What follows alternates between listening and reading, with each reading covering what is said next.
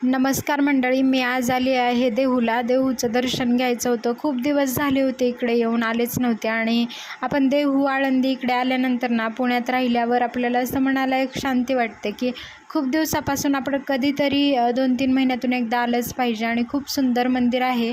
आम्ही आलो होतो तुकाराम महाराजांचं जे मंदिर आहे आतमध्ये, तिकडे दर्शन वगैरे घेतलं आणि मग आम्ही पुढे निघालो होतो. इकडे एक दुसरं मंदिर आहे, कारण इकडे देहूमध्ये आल्यानंतर 3 मंदिरं आहेत आपल्याला मुख्य जाण्यासाठी.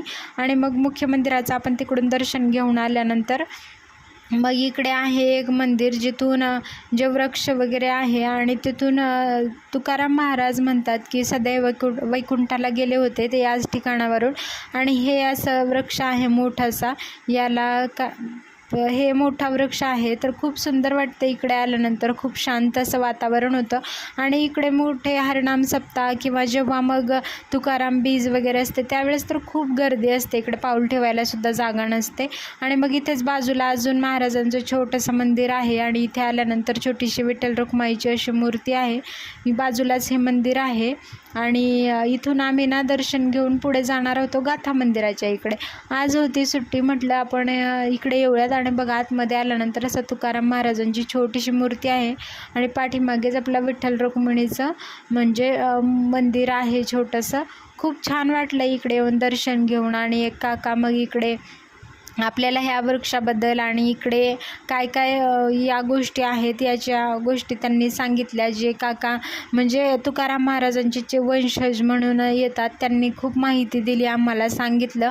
आणि तोपर्यंत इकडे 2-3 वाजले होते आम्हाला इकडे येऊन. खूप ऊन होतं, कारण आता ऊन खूप वाढलं आहे. पुण्यातसुद्धा खूप ऊन आहे, गावाकडे तर त्याच्यापेक्षा जास्त होतं. आणि इकडे बसलो ना या झाडाखाली, खूप शांत असं वातावरण वाटलं. आणि मग परत एकदा मंदिराकडे इकडे आलो होतो. आणि मग नंतर जायचं होतं गाथा मंदिराच्या इकडे. तर इथे ना थोडा वेळ थांबलो होतो, शांत असं वाटलं. बघा, इकडे खूप जण भाविक भक्तगण जमा झाले होते. आणि ते असं काका सांगत होते त्यांना माहिती की इथे काय काय इथले म्हणजे महिमा वगैरे आहे, ज्या गोष्टी काही आधीच्या सांगत होते. तुकाराम महाराज वैकुंठाला गेलेल्या त्यांनी काही गोष्टी वगैरे सांगितल्या. खूप सुंदर वाटलं इकडे येऊन. आज दर्शनाचा योगायोग आला अचानकच, कारण काहीच गोष्टी आम्ही ठरवल्या नव्हत्या, पण अचानकच इकडे आलो होतो.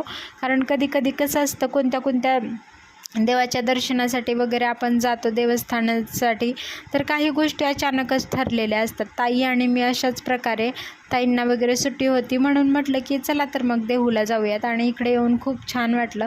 तर मग असेच नवनवीन व्हिडिओ पाहत राहा आणि माझे असेच नवनवीन व्हिडिओज पाहण्यासाठी चॅनलला नक्की सबस्क्राईब करा. धन्यवाद.